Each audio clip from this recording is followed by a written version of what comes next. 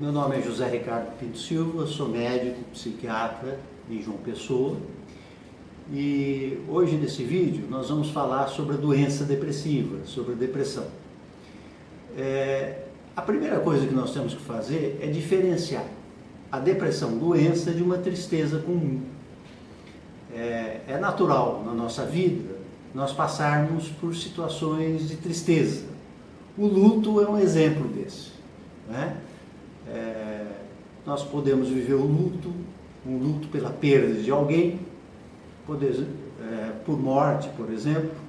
Podemos viver o luto na perda de um relacionamento, como o término de um namoro, né? Podemos viver uma situação de tristeza imensa se o jovem não passa no vestibular, ou diante da perda de um emprego, né? São situações de tristeza naturais da nossa vida que não podem ser consideradas doença depressão. A doença depressão, ela ocorre independente das circunstâncias externas, né? Ela pode ocorrer sem nenhum motivo externo, né, que possa justificar, ou então ela intensifica situações normais da vida da gente, né? Na depressão doença, a pessoa sente tristeza, desânimo, falta de interesse de fazer as coisas, falta de interesse no lazer, uma sensação de ansiedade, de angústia. A pessoa fica muito preocupada com as situações, uma preocupação excessiva com as situações da vida, né? É muito comum a pessoa ficar com insônia, ou então o inverso, um sono excessivo, né? Algumas pessoas podem ter um aumento do apetite muito grande, né? Uma compulsão alimentar.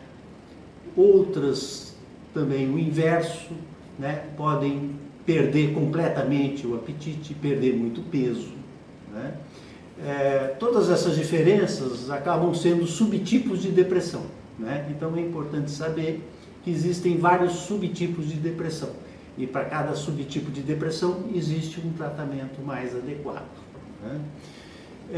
E por que essas depressões ocorrem? Essas depressões de origem biológica ocorrem.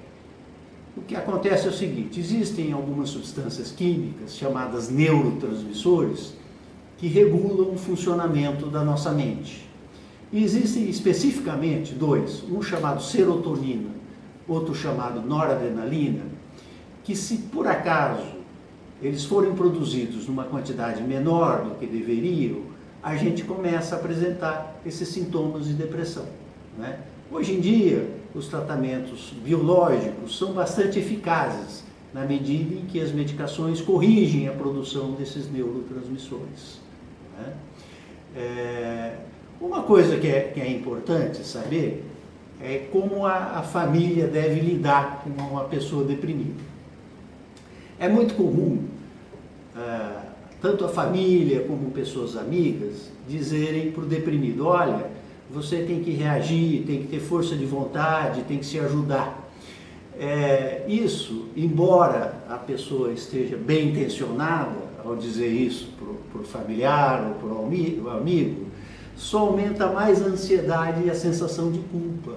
A pessoa se sente incapacitada, ela gostaria de reagir, de ficar melhor, mas ela não consegue.